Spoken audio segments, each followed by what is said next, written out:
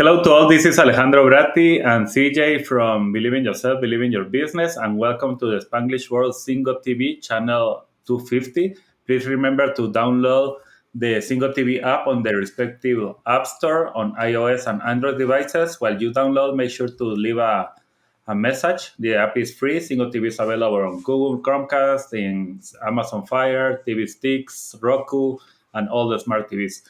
Today, I am very happy to have a very good friend, Faisal. Thank you for being with us today. He's a mentor in the 10X Live from Grant Cardone, so I am very excited to have you with us today. Thank you, thank you. Do you hear me all right, Alejandro, by the I, way? I hear you perfectly. Great. No, thank you. And CJ, hello to you too.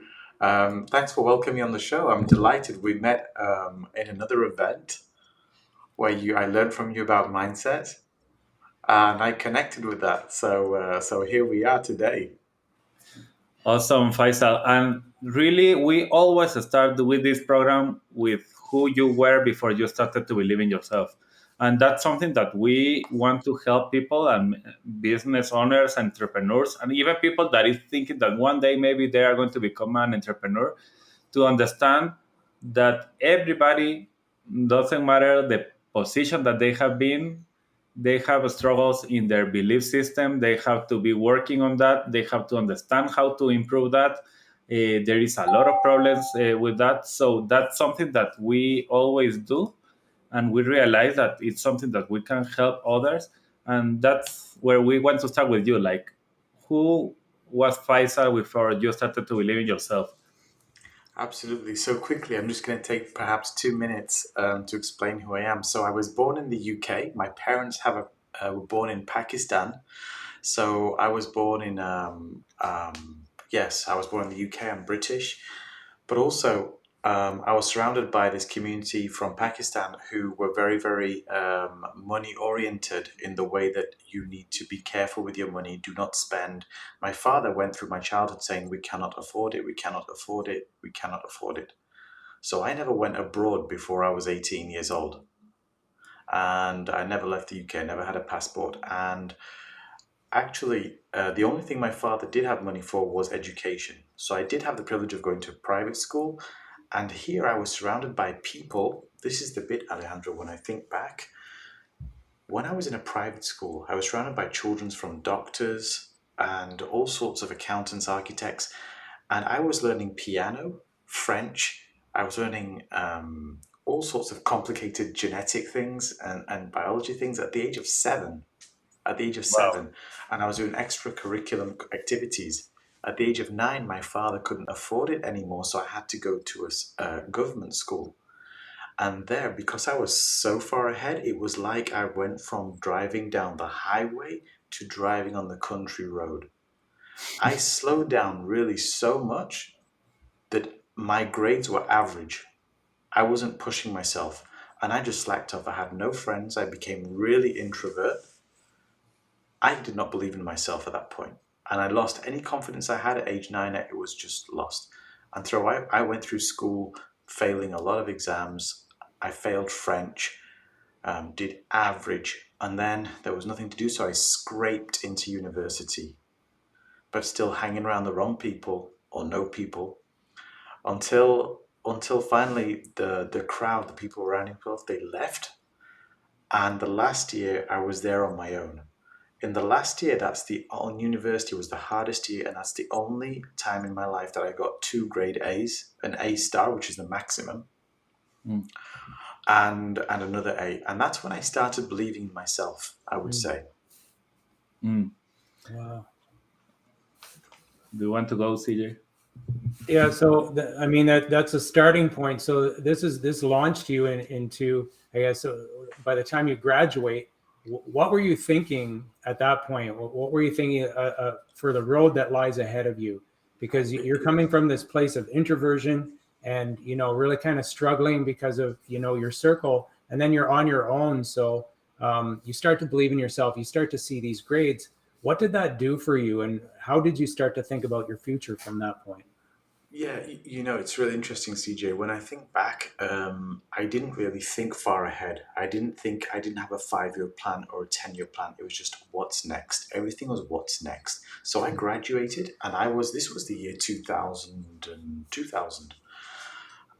All my peers, and they had way stronger grades than me. They had way stronger background and a lot more, yeah, they had a lot more interesting circles as well. I was what I would call the underdog today. Absolutely, I was the underdog, and I said, "How do I get ahead?" Well, while they were looking in newspapers for jobs with top companies like Dell and whatnot, because I graduated in tech, one thing I did was I went to the stock market because if you're looking for a company that's growing, they're doing well on the stock market. So I looked on the fastest growing company on the Nasdaq. The number one was Broadvision. It's a Silicon Valley company. I looked at their website. They were crazy. We have culture. We have a games table. We have ping pong. This is in the year 2000, guys. I was like, wow, I need to work there. And that's literally what I said. I promise you not. I saw in their offices, I was in the UK, I saw they had a London office, but they had no jobs. I picked up the phone. Can I speak to HR? I got through to HR. I went to voicemail. I said, "Hi, I'm Faisal. I've just graduated. Do you have any jobs in technical support or anything like that? I love your company. I really want to work for you. I'm so excited." That's all I said. Monday morning, 9 a.m., I got a call back. Woke me up because I wasn't working. I was a student. Hello. The gentleman who's on my LinkedIn now, he said, "Is that Faisal?" I said, "Yes. Did I wake you up?" "No, not at all." Anyway, he said, "So tell me about yourself." Long story short, 2 weeks later, I had an offer. I'd been in for an interview. I had an offer on the table from that company, and I'd also started on my first day there with a laptop, mobile phone. I can work from home or not. The year was 2000, and that was that. And that's the first time I think I really started thinking I just bent reality. And what were you thinking when that happened? When you were like, okay, before you pick the phone and I want to ask for this, what were you thinking? What was the struggle in your mind? Like, okay, I have to do it, I don't care, whatever, or you were thinking like, oh, this is good, I do it, I don't do it, and you were like thinking and overthinking. How was that process? Okay, so Alejandro, I think at that time everything was just like a game. It was just like playing Monopoly. Huh. And I had nothing to lose. I really had nothing to lose. I had no money in my bank account. I owed my bank's money, students £10,000 in debt from the government, whatever it is. I had nothing to lose. And I was just like playing Monopoly. What happens? And I did get a lot of rejections. Please don't think that it was just one. And I was writing, doing the normal things, getting nowhere, sending applications like everybody told us at university, zero. And that's when I realized today that that's the one thing that you can still do today is pick up the phone, knock on the door. It works. Hmm. And 20 years later, it still how did works. you do that to, okay, I am being rejected, I feel like I am worthless, maybe. What were you feeling from that point to, I don't have anything to lose, I'm going to pick the phone? But really, how was that feeling that you were going through? I've always had to fight through my life. At university, I had to fight to get into university to accept me because my grades were so low. I had to fight at school, not physically. I never fought physically, actually, but I haven't actually had a physical fight to this day. I don't think, not that I remember. But I've always had to push myself harder and think differently. When I think back, Hmm. I always had this thing of I don't want to just take because it's written in a book. But that was my problem at school as well. Because it was written in a book, I didn't want to really. Why do I need French? Explain to me that rather than teaching me French. Mm. Hmm. And I have a tiny story I will tell you. My mother used to send us to the mosque to read the Quran in Arabic when I was about 12 or 13 years old. Every day after school, we would go to the mosque and we would, as a group of students, we would learn Arabic and we would have to read to the priest the Quran in Arabic. Once I put my hand up because I couldn't read it. I wasn't interested. And I said, why can't I read it in English? I'd read it faster and I'd understand what I'm reading. I promise you, do you know what he did? He came over to me. He pulled out a wooden plank from behind him and he hit my back repeatedly on my back. And that was, yeah, that was probably illegal actually. But that I was probably 10, 12 years old. And now I think back to the earliest times, I was always challenging authority, actually, to some point. So I had that in me. So I think when it went to, when some, and we had some strict people, when you're applying for a very big company, they have a tiny bit of attitude. Mm-hmm. And I'm just playing I'm just playing a game. I think when I think back, it didn't really hurt me that much that I got rejected. I was just like, okay, everybody else has a job, I can find one. I think in the back of my head, I thought I can always sleep at my parents and work at McDonald's. Okay.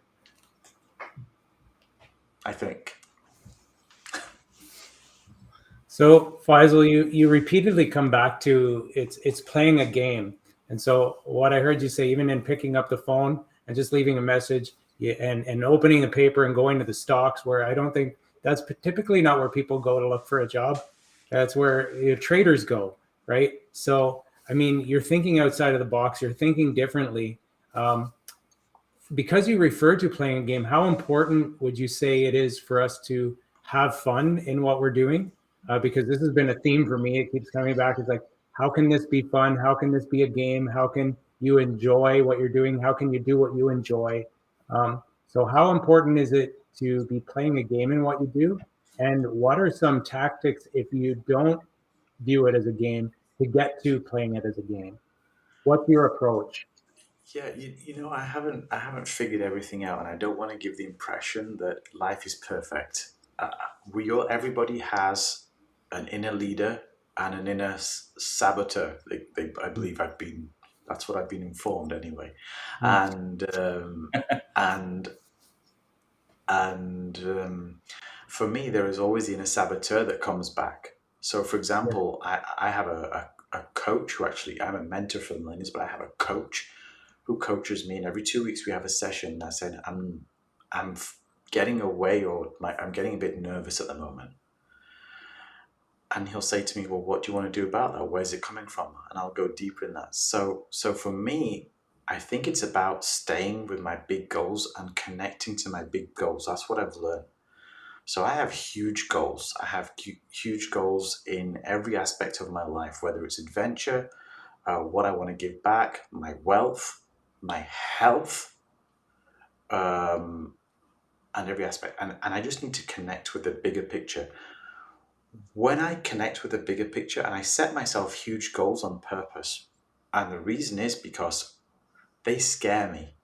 Mm-hmm. And so this little phone call is not my problem anymore. I need to make 100 like this, so I better exercise that muscle. And I think when I connect to the big picture, that's what really helps me. Gamify it and see how much further can we go. Okay. So I think some people might see the big goals rather than the motivator. Might, instead of tapping into the motivator, tap into the saboteur. What might you say to that? To if it's kind of daunting, or the big goal seems too big, or it's scary, like where you say there's a stretch goal, for instance, that's it seems unrealistic but realistic enough that it's possible, that it's not completely impossible. How would you stretch someone into playing rather than being intimidated? That's a great question, CJ. I have that issue. People coming to me often to ask that. And one thing I like to say is, what's the worst that can happen? Come on, let's go down this road. Okay. So, and we figure it out, and we prepare for it, and say, well, what can you do about that? What happens? And because they've actually explored that road of what the worst that can happen is, there's some kind of an element of calm because you kind of know what's going to happen, right? Mm-hmm. I mean, Like going in a jungle, what's the worst that can happen? I can get eaten by a lion. Okay, then you prepare for that in a way by having maybe an anti-lion spray or whatever it is. Awesome. And if we start continue thinking, okay, that was maybe one, and you are, this is amazing. What you are sharing with us today is like, okay, how you started to believe in yourself, how that belief of this is a game and I can win this game, you started to become, you entered this company. What other ideas you needed to succeed again, like start to, because in the future you start to have other problems, like okay, you start to see like okay, nothing is working again, I have to believe in myself again. How was that process again? Like okay, now you are in a corporate, in the one that you were dreaming of, and this is amazing. How you started to become the person that you became at that company, to start to continue like okay, I love it. I know that you're going to tell us later how you moved to the entrepreneurship, but in that process, how was the believing, and how you needed to challenge yourself? Yeah, I always like to push myself a little bit harder. So, for example, but it's funny, physically not. So, in exercise and sport, I'm the worst person, really. I promise you. But but um, but when it's perhaps psychological, or I need to knock on the door of the big boss, my boss's boss, and he's really one of these grumpy people like this, and I've had a few of those. I will push myself to knock on that door, and I'll be shaking inside. I will be shaking. So I'll probably do it in my comfort zones. So that may be, for example, if he's working till 7 p.m. at night, the building's empty, and I will work until 7 p.m. at night. And I'll walk past his door, and go double back, go, good evening. Oh, by the way, we should go for a Pakistani dinner sometime. You hired a Pakistani? You should eat Pakistani. And that's a true story. This gentleman, he went, yes, with pleasure. The next day I sent him an email, but I was nervous. I don't know. What's the worst that can happen? He's going to fire me? He's not going to fire me. I have to think that. I have to believe it. I think one major thing is you have to be sold on yourself. If you are not sold on yourself, you cannot sell anybody. And in life, I used to think I'm not a salesperson. But actually, we're all salespeople. Because the definition of sale is putting your imprint on something. And if you're not putting your imprint on something, somebody's putting their imprint on you. So if you're not selling to somebody, somebody's selling to you. I'm selling myself to the audience right now. Yeah. So we are salesmen. And we have to be sold on ourselves today. And I don't know if I'm right or wrong. I don't know if I'm going to live a 10x life or not. I don't know whether I have to return to the corporate, career. Well, you actually know, because that's why you are moving, and at the end you are selling to yourself and imprinting in the other. You can do it Yeah. if you don't know what you are doing, so you actually know. Yes, you're right. You're right. But I mean, if I'm going to go down, I want to go down fighting. For example, a lot of my wealth is on the Nasdaq stock market, and I'm getting alerts today saying that 3 of my stocks have hit an all-time low in the last year. I'm not crying. I'm not crying. Yeah, okay. It goes down. I knew it was going to go down. And you have to be, if I drive a car, if somebody crashes into me, I knew that crash was going to happen. I knew it, and I have to take responsibility for it. I have to take responsibility for somebody else crashing into me, because if I think it's their fault, then I'm not in control of that situation. And if I'm not in control of that situation, then I've just handed the keys to my life to somebody else, and they are now in control of the situation. We all need to be in control of our life and take responsibility for everything we do, is my opinion. Yeah, full responsibility and accountability. Yeah. And I try and live. I'm not perfect. but I will try and live by that. And once again, just to be talking to everybody, what you are telling us is your belief system. And that's exactly what we're asking for. It's like when you have this belief system, things start to happen. If you are thinking that everything is others' fault, so you are giving your kids to others about your life, and that is exactly what is happening. Everybody is deciding what is happening in your life.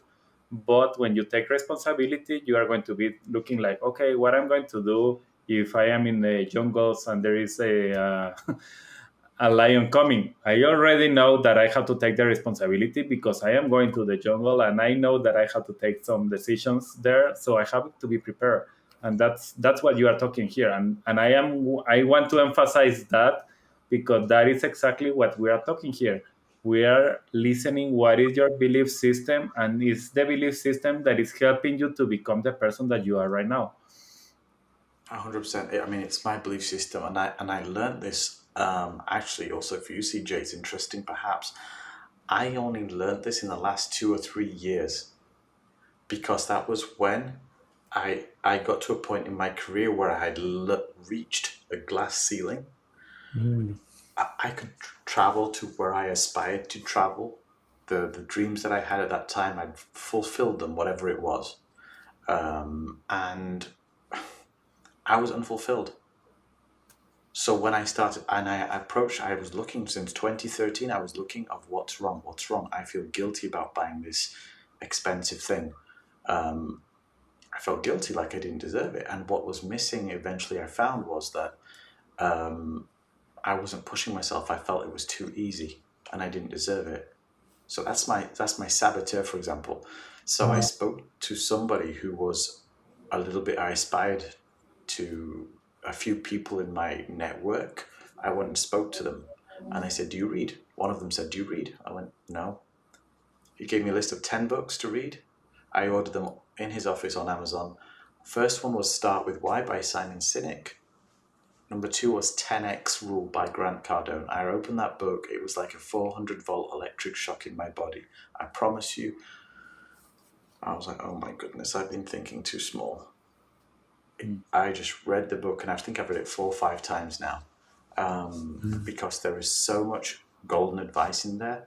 For example, I was having lunch with the same person for 6 years. Same person, same level. Where's the growth? I need to mix it up. And I made a lot of changes to my habits that actually encouraged me to grow. And I got to a point, okay, now I'm leaving. I walked out of the job that I had, Alejandro, in a super secure Swiss bank. I walked out in June 2020.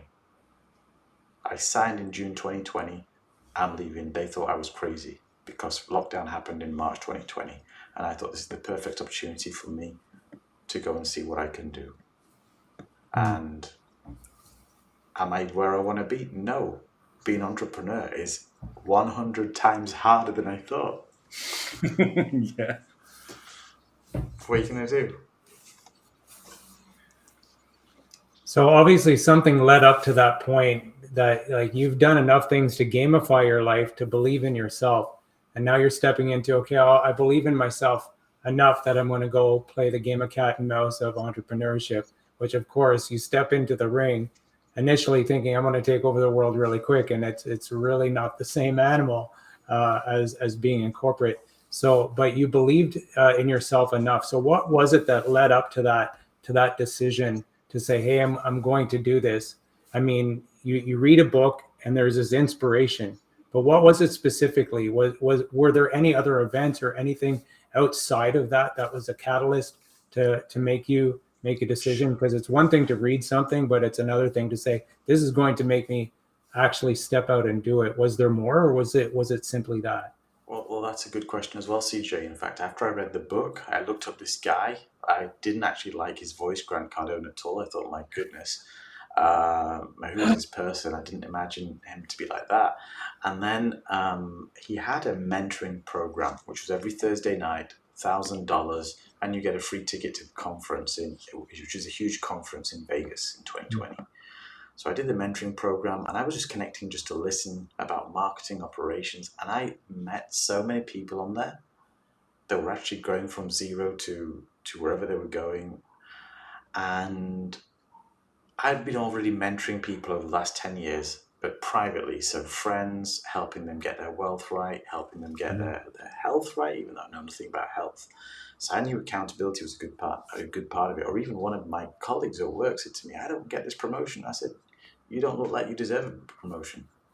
Look at you, you need to look like $1 million. Now, I'm a tiny bit blunt sometimes. And this guy, we went shopping with him. We said, come on, we're going to go. He came back with a nice Hugo Boss suit, and because he was wearing engineer shirts like that. And he'd been there, he was a veteran. And I said, come on, you need to step it up. And he started taking care of himself. Oops. And he got a promotion. Excuse me, sorry. A year later, he got a promotion. Now, that wasn't entirely down to his costume, but I think the costume played a part in giving confidence to himself and to his probably his mindset and everything, because I saw his walk changed. Everything changed. Wow. Wow, that's incredible. So that's when I decided I want to give back. I want to help people grow because I see tons of opportunities. They say 87% of people are disengaged in their workforce.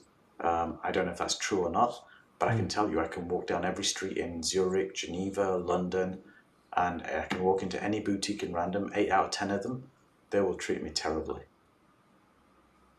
And all they need to do is smile. People pay for attitude more than the product. Sure. Yeah. You Mm. know, there is no way a Mini can be priced at $50,000 when it's a Fiat 500 can be $25,000. I know because I had both those cars in the past. Um, but but but the Mini makes me feel good, and the service makes me feel good, and the salesman made me feel like I was $1 million. You make somebody feel like $1 million, they'll spend more money with you than they have. Mm. And quick question in regards of that moment that you were like all the time that you were deciding like I need to leave my corporate and I need to start to do something else. What were all the thinking that you have in your mind? How was that process of I'm tired, but this is secure. I how was that all this until you realize like okay, I am balancing here and this is bigger than this that I have right now, so I'm going to jump the leap of faith, you know? Yeah, I mean, look, needed to leave at some point. I knew that, Mm. and this is my thought process. I'll say it out openly. Nobody's heard this before. Am I going to be here when I'm retired? Absolutely no. Okay, I'm 44 years old or whatever. I'm not going to be here at 65. Then I look around me. Everybody's getting kicked out when they're 58. Early retirement packages. Okay, the young talent's getting harder and harder to keep up with because they're learning so fast. I'm not going to make it to 58. But the truth is, if you look at the pension system and all that, and you read a few books like The 100-Year Life, which tells us that we will all live until 100, our pension plans are going to have a big hole. So we need to work until probably about 70, maybe 75. Mm. Um, I just did the quick maths, and I was like, okay, this I need to leave it someplace. I have no kids right now. I do not have huge bills. Uh, I can slim down the cars and everything, and they weren't even giving me satisfaction. So I got rid of Mm. everything. I promise you, I got rid of everything. In January 2020, I sold my car for less than I wanted to. Delighted, and and then I just prepared. I just prepared for. I gave myself 2 years to get myself off the ground, um, and that's what I'm in now. I'm in that period right now, but it's harder than I thought. like always. And tell us what happened later. Like okay, you took the decision. Let's start to work. You started to learn from Grant Cardone, the membership that you were there. You were learning from others. You were connecting with others. That's why we connected also. So how the process has been for the last 2 years for you? How has been the growth? How has been all the changes in your mind. What are you looking at for the next 5 years? How you are looking everything that is happening now? You know, I've gone from the black sheep, the underdog, to actually being, when I walked into that conference, I was in a room with 11,000 underdogs and black sheep. I was like, oh my God, I found my people. Yeah. I promise you. No, I agree. I'm not judged for my color, my name, my race, my whatever. No judgment. It's just you're another human being talking to me.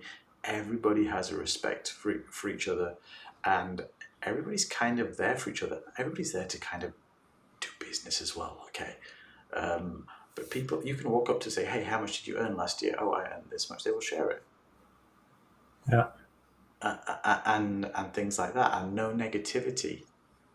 Stay positive, commit first, figure it out later. These are the kind of, like, the things that are, you could say, I mean, some people say, oh, it's a sect, it's a cult. Yeah, whatever. I'm brainwashed, absolutely. But I'd rather be brainwashed than that, than the TV channel, the news and the media, because that never helped me get anywhere. So right now, it's helped me grow. It's helped me get skills. I'm around a like-minded community of people, and whatever I need, I know that somebody will help me out. And if they can't help me out, they will point me in the right direction. Will it cost me? Absolutely. But this is planet Earth. Everything costs. I Yeah. mean, that's it. But I know I will get service.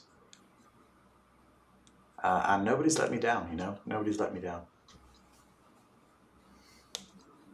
So I don't know. And I met you fine people. I mean, this is also through this thing. Look at the smiles I've got in the room. I mean, this is how I'm happy to spend my evenings. So quick. I love it, and I really love everything. Tell us a little bit of how you are helping people. What is the process that you are doing that right now? What is the type of people that you are looking for? I know that you are talking about my millennials, but what is exactly your heart right now behind, and how that relates to everything that has happened in your life? Like, you have been telling us a lot of good stuff and your life and opening your heart with that. How now is you can see like all the puzzles are like exactly in the place. Yeah, I mean, so I did it. I did a lot of work on myself. I publicly say last year I said I spent $90,000 on my personal development out of my own pocket in the last 2 years. Well, that figure now has gone up to about $120,000. $35,000 that was my car that was sold. But I did this because I saved up some money. I'd also invested in real estate and stock, which did. Yeah, I'm quite happy with that. I made a bit of money out of Tesla as well. I wrote an article on that once, and that's also funded it. So what do I want to spend on? Do I want to buy more cars or jackets or clothes, or do I want to spend it on myself? Well, that's what I chose to do, spend it on myself. And so one of the things I did was I tried to find my purpose, Alejandro, to start with. And that came down to a statement where I want to help people bend reality so they can access the life they deserve. Because all I've done myself is bend my reality. My reality was not destined for this. I applied for a job. I ended up in Switzerland. I applied for a job in French. It said French native speaker required. I couldn't string a sentence together in French. I'd failed it, and I thought I'd never need it.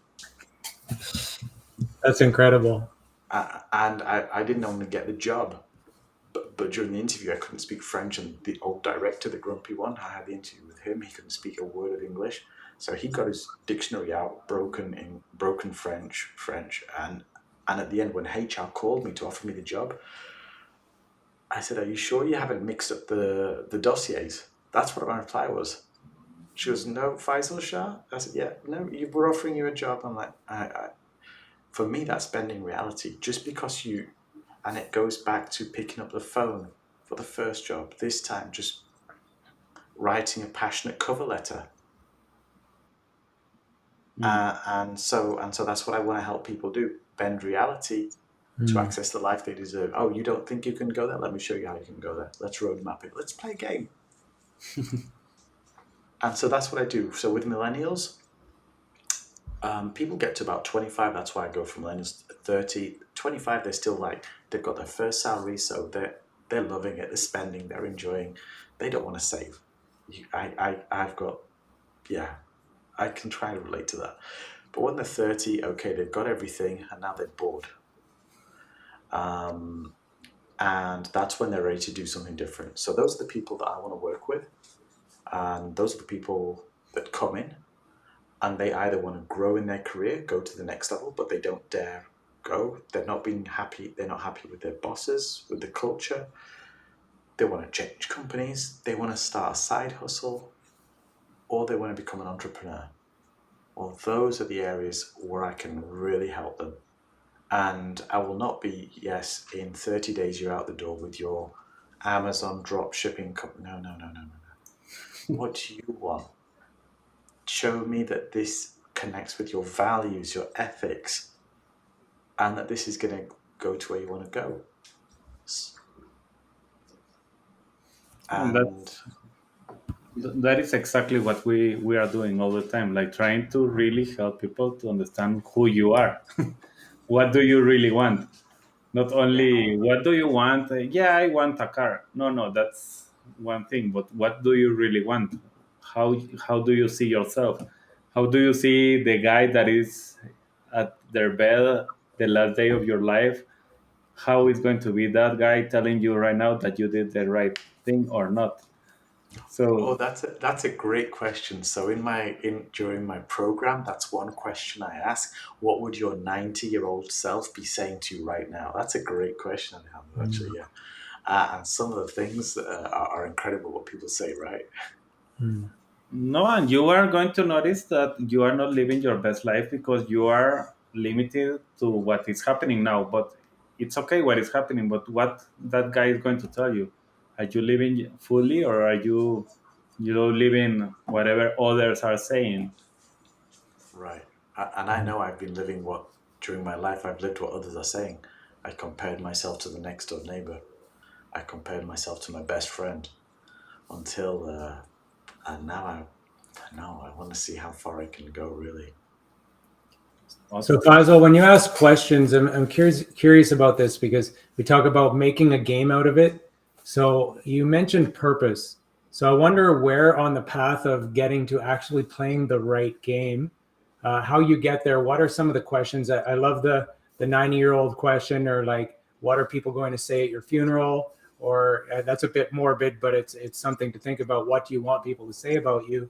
Or the rocking chair test. As you look back on your life, what is it that you want to be remembering fondly? I'm sure you have a whole tool chest of these. What are maybe two or three questions that you would ask maybe for our viewers today, that if they're thinking, I'm not really sure what to do next, I'm not sure what my next steps are, what would you ask?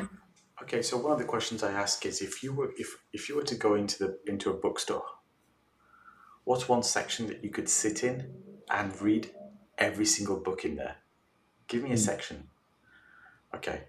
Now, what could you talk about to your friends on an evening until they go, "Oh my God, will you just shut up?" What could you just talk about all night? And usually, when people I ask that question, I see their face light up. I could talk about, and a few ideas come out. So that's a couple of questions, Mm. Or what articles do you like to read on blogs and like to share? I mean, you'd be surprised at what kind of things come out that we don't even think about. Hmm. And that's when something normally starts to jump out. So I've got a series of questions that I ask like that, and something starts to jump out, and that's loosely connected. You can then break it down, but you will find some kind of purpose. And Alejandro, it's exactly what you said. There's mean goals, which is the car, and there's the end goals. So people want a car. Now, what do you really want? You want a lifestyle. Oh yeah, I Mm. want a lifestyle. Because people say that all the time. I want a fancy sports car. I say, great. How are you going to wash it? Where are you going to park it? You're going to leave it on the street outside the house right now? Who's going to scratch it? And what are you going to do? You're going to park it in the supermarket in a space like, oh, no, no, no, no, no, no. And what happens if you get a bird poo poo on it? You're going to put it through the, oh, no, it needs to be hand washed. And the tires, oh yeah, you're right. And then what are you going to do when you pick up your friends and you take them to the restaurant? They're going to expect you to pay for it. Oh yeah, yeah. Or you're going to split the bill in four. Oh yeah, you need a whole lifestyle. And I try to get them, to think a little bit. You want the lifestyle now. Why do you want the lifestyle? And we try and go down the road just to find the end goal. And then we reverse engineer it. And the car's sometimes not even important. Yeah. Mhm. I've been there. I've made the mistake of the car and everything. I can tell you. I can tell you all the costs of cars. I've got an Excel spreadsheet for that. I can say the same, but I also took the same decision as you. Like I had an opportunity in my life, like this is the car that I want for me, or I need to go and study for myself and the personal development. And I choose the personal development because I was thinking in the near future I can buy two or three of those cars. So I prefer to use the money for this car to my studies. So that's, and I agree. That's exactly, and from my point of view, and you are not telling me what you think in this, but people is more afraid on spending on them than in any other thing. They can be spending in the best computer, in the best car, in the best house, even when they are going to be paying for the next 20 years or 30 years for that house. But if you are going to tell them that they need to pay $1,000 in themselves, it's like, no, that is too much. 100%. 100%. I wrote a post on this. $500 for a pair of shoes. Okay. $500 for a restaurant for the family. $500 as a gift for your partner. Okay. $500 for you. No, because people don't believe in themselves. Yeah, People don't believe in themselves because they don't know themselves and don't. And I'm not pretending that I know myself 100% or that I'm confident. You know, I need to get up in the morning and I need to have a certain set of things that I do to get me into the space so I can go with the day and I can go until 9:45 p.m. Here. I can go, but from 7 in the morning because I'm so focused on my mission that I want to help these people that I will do whatever it takes. mm, And the day I don't, then I need to question my motivations. But I need to get into that space and I need to delete anything that's negative around me. Mhm. I really do. So I don't watch news. I have not switched on the news probably since 2000 and yeah, since the pandemic, probably before actually. Mhm. And I don't read newspapers. You hear about what's going on anyway because somebody will come in and just, you know about it anyway. no, but that's exactly what we are trying to tell people here. And how you believe in yourself, believing in your growth, believing in how you can improve yourself, how you can be better, believing that that investment that you are doing in yourself is going to multiply 10x, 100x, 200x, but it's going to multiply everything that you are doing. And sometimes at the beginning you are not seeing anything because you are struggling and something is not happening and you have to shift your mindset and the vibration that you have. But The vibration, yes. it's going to happen, and if you are sure and you are committed and you are with the right attitude, and that's what if I want to summarize a little bit of what you have been talking about during the whole hour today, it has been, what is your attitude in front of everything that you are doing? It's a game that sometimes you lose, sometimes you win, but you are improving and you are growing each time, or it's a suffering process that you are being like sabotaged every time, every day, every minute. How are you taking life? Yeah, I mean, it's about setting up a healthy routine is really important. A friend of mine told me it's decontamination. It's when you think of what's contaminating me and getting rid of all that. So sometimes it was people, sometimes it was family, Mm. sometimes it was social media feeds, and I had to delete these apps because they were serving me no purpose. So that's really what I had to do, and to really be in my space. And absolutely, we talk about the wins, but we don't talk about the losses. I wrote an article once, and it said the title was "Everybody tells you how much they win in the casino. Nobody tells you how much they lose." let me tell you what I lost. And I put a graph of my stock portfolio. And I said, this is it, guys. Yeah. That's the real deal. But do you want to be part of the game or not? Yeah. So, And that's it. Faisal, you talked about your morning routine and your why behind that. How important are those two tied together? And maybe what are a few of those steps? Because you're the wake up mentor. So, what does that look like for you? And why is it important? And how's it tied to your why? And why should someone do the same? You've got to see, where is this going today? Where is your life going? What's the trajectory? Don't just close our eyes and say what's for dinner tonight. Um, what's the what's the big deal? How are you going to be living when you're 65? Do you have enough? And people don't want to go there. Really, they don't. Mm, I think the majority of people don't even know how much they're going to get on their pension. So you need to be thinking about what is the trajectory you are on and wake up to that. I say wake up mentor because I want to wake up people's careers and their wealth. mm, I want to wake them. I want to help them wake that up because I think it's sleeping. So they're on a trajectory. They just need to see what's this trajectory. Oh yeah, I'm never going to make it. I'm never going to make it. Well, great. You realize now. Now you can still change that trajectory with small actions, and it might be asking your boss for a promotion, or it might be as simple as asking your boss, "What do I need to get a promotion?" mm. Maybe that'll change that trajectory, and that can impact what you're doing. So just to let everybody know here, we are going to do our lead generation challenge in 2 weeks from May 23rd to May 27th. It's going to be 1 hour per day. That's something that I want everybody to know. Lead generation is not only about how to create leads and how to do the marketing, but it's a lot of what we are talking here. What is the mindset? How do you want to go? Where do you want to go? What is your ideal customer? Do you know him? Do you know that ideal customer? Do you know how to talk with them? Do you know what they are thinking? How you can help them to grow? So it's not going to be only like, okay, this is the lead generation and I even don't like even the little name. Just changing to create customers, how to start to create more relationships that you are going to be succeeding both because of that. That's something that we are doing. Faisal, I know that you are doing exactly something similar when you are helping people to grow and wake up and start to see how is their future. If you want to say something, Faisal, how they can connect with you, I know that you are putting here the Instagram, how they can connect with you. Any way that they can connect, something that you want to say, and I want also to tell us one phrase that you can say.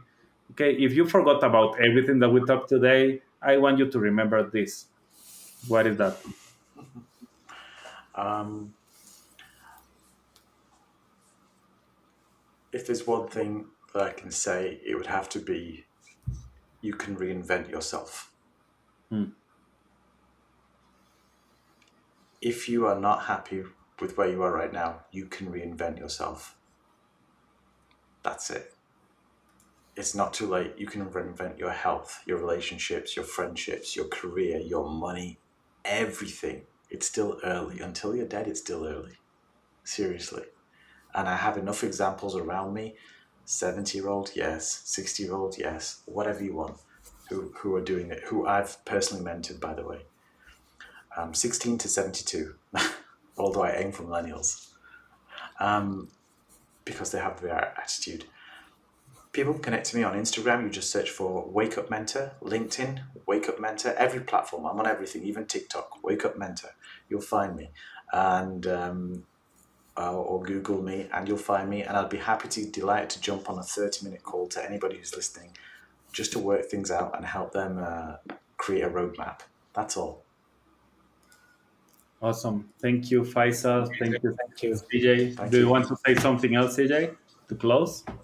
Now, I think I want to reiterate: until you're dead, it's still early. That's a nugget right there. Yeah, I love it.